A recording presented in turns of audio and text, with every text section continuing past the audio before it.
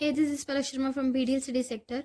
तो हमने स्टार्ट किए थे ये टैक्स स्ट्रक्चर इन इंडिया, जिसमें से हमने बिफोर GST कर लिया था। अब हम करेंगे आफ्टर GST कवर। ठीक है, GST इम्प्लीमेंट होने के बाद हमारे पास आगे थे दो टैक्सेस। ठीक है, मतलब डायरेक्ट टैक्सेस और इनडायरेक्ट टैक्सेस। तो डायरेक्ट तो हमारे वही हैं, सेम इनकम, वेल्थ, कॉर्पोरेट और एस्टेट ड्यूटी। इनडायरेक्ट टैक्सेस आगे दो टाइप से। इनडायरेक्ट टैक्सेस में सिर्फ GST आगे दो टाइप से है कि एक तो है विद इन यूटी और स्टेट, या दूसरा है another one state to another state.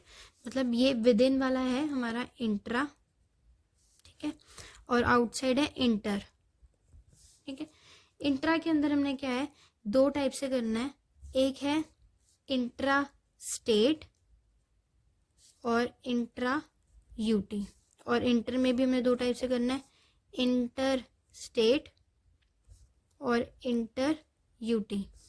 Intra state के अंदर लगते हैं दो टैक्सेस साथ के साथ ही, CGST और SGST। और इंट्रा यूटी में CGST और SGST की जगह UTGST लग जाएगा। ठीक है, फिर है इंटर स्टेट में आएगा IGST और इंटर यूटी में भी आएगा IGST। इसमें दोनों में एक ही लगेगा। ठीक है, GST के अब ये चार जो हैं, CGST, SGST, UTGST, ITGST, उनमें क्या क्या होता है। सबसे पहले देखो, SGST जो है, एज द नेम सजेस्ट, इसका नाम है state goods and services tax, SGST में। ठीक है, ये लगता है विद इन द स्टेट के अंदर। जैसे हमने एक ही स्टेट के अंदर, इस स्टेट के अंदर अंदर ही हमने सप्लाई कर दी, तो दैट इज हमारा, उसमें हमारा लग जाएगा CGST। ठीक है, और इसे हैंडल करती है हमारी स्टेट गवर्नमेंट। ठीक है, स्टेट, सब स्टेट। ठीक है, फिर है CGST का नाम है central goods and services tax. ठीक है, ये भी लगता है विद इन स्टेट के अंदर ही। ठीक है, जैसे स्टेट के अंदर अंदर हुआ तो हमारा SGST के साथ साथ CGST टैक्स भी लग जाता है। ठीक है, और इसे हैंडल करती है सेंट्रल गवर्नमेंट। फिर हमारा UTGST, यूटी मतलब यूनियन टेरिटरी GST। ठीक है, यूनियन टेरिटरी GST, ये लगता है विद इन द यूटी। एक यूटी के अंदर अंदर जब हम लोग सर्विसेज कर रहे हैं, सप्लाई कर रहे हैं, ठीक है, तो तब लगता है ये, और इसे संभालते हैं हमारी दोबारा से सेंट्रल गवर्नमेंट ही।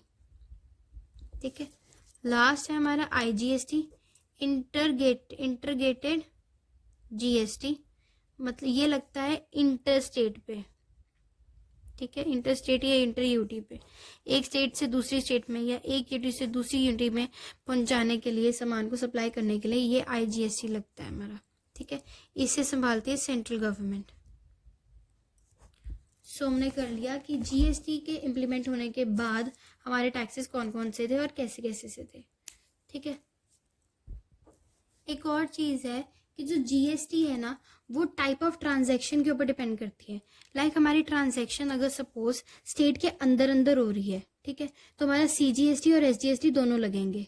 ठीक है, अगर तो यूटी के अंदर अंदर हो रही है तो CGST और UTGST लगेंगे। ठीक है, अगर आउटसाइड स्टेट हो रही है, ठीक है, इंटर स्टेट हो रही है, तो IGST लगेगा अकेला। और अगर आउटसाइड यूटी मतलब यूटी में मतलब यूटी के एक यूटी से दूसरी यूनिट में यूटी में जा रहा है, तो भी IGST लगेगा। तो मतलब ये ट्रांजैक्शन के अकॉर्डिंग GST लगता है। ठीक है, नेक्स्ट टॉपिक है हमारा डिसएडवांटेजेस या बोले डेफिशिएंसी या ड्रॉबैक्स। डिसएडवांटेजेस, डेफिशिएंसी या ड्रॉबैक्स ऑफ इनडायरेक्ट टैक्सेस जो GST से पहले थे। हमने इतने सारे इनडायरेक्ट टैक्सेस करे थे GST से पहले, है ना, तो उन सब में क्या ऐसी प्रॉब्लम्स थी, क्या ऐसी डिसएडवांटेजेस थी या ड्रॉबैक्स थे उनके, जो हमें उनको हटा के GST को लगाना पड़ा, हम वो देखेंगे इसके अंदर। सो सबसे पहला पॉइंट है इसके अंदर कि मल्टीप्लिसिटी थी, बहुत ही ज़्यादा ही टैक्सेस थे। ठीक है, GST से पहले। तो सबसे पहला पॉइंट हमारा होता है कि बहुत ज़्यादा टैक्सेस जो हैं वो सिस्टम को मुश्किल कर देते हैं। तो multiplicity of taxes make system difficult. उसके बाद है कि जितने भी हमारे इनडायरेक्ट टैक्सेस थे, बहुत सारे इनडायरेक्ट टैक्सेस थे, एक ही कंपनी को पता नहीं कितने सारे टैक्सेस पे करने पड़ते होंगे, अलग अलग अलग अलग। तो हर अलग अलग टैक्सेस के लिए उनको अलग अलग पेपर वर्क करना पड़ता था। सो हमारा नेक्स्ट पॉइंट है कि सारे के सारे इनडायरेक्ट टैक्सेस को बहुत ज़्यादा पेपर वर्क की ज़रूरत पड़ती है। All indirect taxes needs lot of paper work. फिर एक जैसे इम्पोर्ट के ऊपर हमें बहुत ज़्यादा टैक्सेस लगते हैं। जैसे बाहर से कुछ सामान आया, ठीक है, इंडिया के अंदर, तो उसके ऊपर इतने टैक्सेस लग जाएंगे, इतने टैक्सेस लग जाएंगे कि हमारे यहाँ पे आए, हम जब तक हमारे पास आया कि हम खरीदे, हम वो इतना ज़्यादा एक्सपेंसिव हो गया कि अब हम खरीद ही नहीं सकते उसे, ठीक है। सो हमारा नेक्स्ट पॉइंट है, more and more taxes on imports makes it more expensive, ठीक है। फिर है, अब जितने ज़्यादा टैक्सेस होंगे उसकी जो पूरी की पूरी जानकारी है, जैसे कोई भी पर्सन क्या टैक्स इवेजन कर रहा है, जो भी है, उसको एडमिनिस्टर करने के लिए अलग अलग हमें डिपार्टमेंट्स चाहिए होंगे, ठीक है, अलग अलग एडमिनिस्ट्रेशन ऑफिसर्स चाहिए होंगे। तो इसमें नेक्स्ट पॉइंट हमारा आता है, बहुत ज़्यादा टैक्स अथॉरिटीज चाहिए होंगी हमें अलग अलग टैक्सेस को एडमिनिस्टर करने के लिए, multiple tax authorities to administer types of taxes. Next point है हमारा, अब इनडायरेक्ट टैक्सेस जो है ना, वो रिच और पुअर दोनों के लिए इक्वल है, मतलब इनका जो रेट है ना वो वेरीफाई नहीं करता, ठीक है। So next point is uniform without difference between rich and poor, ठीक है, मतलब पुअर जो है वो और ज़्यादा पुअर होता जा रहा है और रिच और ज़्यादा रिच होता जाएगा इससे, ठीक है। नेक्स्ट पॉइंट है कि जो टैक्सेस है ना, उनका रेट, टैक्स का जो रेट है वो डिफरेंट है, मतलब इस गुड के लिए अलग है, इसके लिए अलग है, उसके लिए अलग है, यहाँ वाली शॉप पे अलग है, वहाँ वाली शॉप पे अलग है, मतलब हर जगह डिफरेंट डिफरेंट है। तो नेक्स्ट पॉइंट हमारा है lack of uniformity in rates of taxes. Next point है हमारा कि कास्केडिंग इफेक्ट। कास्केडिंग इफेक्ट क्या होता है, इसका भी छोटा सा एक बात बता देता हूँ, बाकी मैं इसको अच्छी तरह से समझाऊंगी। कास्केडिंग इफेक्ट होता है जैसे कि एक यहाँ पे भी गुड है मैन्युफैक्चरर के पास, ये किसी और के पास जाएगा, फिर किसी और के पास जाएगा, इस पे टैक्स लगेगा, फिर इसके ऊपर एक और टैक्स लगेगा, इसके ऊपर एक और टैक्स लगेगा, जब तक कि कंज्यूमर के पास पहुंचेगा, मतलब जिसके ऊपर फाइनल बर्डन पड़ना है, मतलब इम्पैक्ट ऑफ टैक्स जिसके ऊपर होना है, जब तक उसके पास पहुंचेगा तब तक उस चीज़ की जो सेलिंग प्राइस है वो बहुत ज़्यादा बढ़ चुकी होगी, ठीक है। That is cascading effect. तो इसमें कास्केडिंग इफेक्ट होता है। और वैसे भी इसमें इतने सारे टैक्सेस हैं, एक के बाद एक के बाद एक टैक्स लगता जाएगा, तो पता नहीं सेलिंग प्राइस इतना ज़्यादा हो जाएगा कि एक नॉर्मल मामूली बंदा जो है, जैसे जो भी मिडिल क्लास पर्सन है या उससे भी ज़्यादा नीचे वाले पर्सन है, वो उसे परचेज ही नहीं कर पाएंगे, ठीक है। नेक्स्ट पॉइंट है हमारा, जो गुड्स हैं और सर्विसेज हैं, इन दोनों को एक ही सब्जेक्ट मैटर की तरह इन्हें ट्रीट किया जा रहा है, मतलब गुड्स के लिए भी वही टैक्सेस है, सर्विसेज के लिए भी वही टैक्सेस है, मतलब एक सब्जेक्ट मैटर की तरह ट्रीट किया जा रहा है, same subject matter to goods and services. Next point is कि ट्रांसपेरेंसी जो है वो बहुत कम है, जिसकी वजह से क्रॉस वेरिफिकेशन हो नहीं पाता, ठीक है।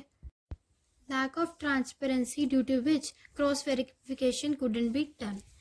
लास्ट पॉइंट है कि बहुत ज़्यादा कॉम्प्लेक्स है ये, ठीक है, मतलब बहुत ज़्यादा टैक्सेस लग जाएंगे, फिर उनको हमने अलग अलग तरह से लिवाई करना है। इसकी जैसे ये टैक्स है तो हमने ये वाला टैक्स इस बंदे को हमने दिखाना है, मतलब इसकी जो बुक है ये पर्सन देखने आएगा, इसकी बुक वो पर्सन देखने आएगा, हमें यहाँ पे आके ये वाला टैक्स लगाना है, यहाँ पे दूसरा टैक्स लगाना है, मतलब हर जगह अलग अलग टैक्स लगाने हैं, तो बहुत ज़्यादा कॉम्प्लेक्स है। तो ये होगी हमारे सारी की सारी डेफिशिएंसीज कंप्लीट। 10 डेफिशिएंसीज करी हमने। Multiplicity of taxes makes system difficult, ठीक है। दूसरा है all indirect taxes needs a lot of work, paper work. More and more taxes on imports makes it more expensive. Multiple tax authorities to administer takes types of taxes. Uniform without difference between rich or poor. Lack of uniformity in rates of taxes. Cascading effect. Same subject matter to goods and services. Lack of transparency due to which cross verification couldn't be done, or complex. इस video का last topic है cascading effect. Cascading effect जैसे मैंने पहले बोला, अभी थोड़ी देर पहले ही पढ़ा हमने, कि बार बार अगेन एंड अगेन एक ही गुड के ऊपर, एक ही चीज़ के ऊपर बार बार टैक्स लगी जा रहा है, ठीक है। डबल टैक्सेशन हुई जा रही है, ठीक है। तो जैसे मैन्युफैक्चरर था, उसके बाद फिर वो फाइनल कंज्यूमर के पास पहुंचने तक बीच में पता नहीं कितने लोगों से ये गुड जो है वो टकराया होगा, ठीक है। तो ये तब तक रहा है, जैसे यहाँ रुका, यहाँ रुका, यहाँ रुका, तो हर जगह पे ये एक टैक्स लगता जा रहा है जब तक फाइनल कंज्यूमर पहुँच रहा है। उस वजह से सेलिंग प्राइस जो है वो बहुत ज़्यादा बढ़ गया।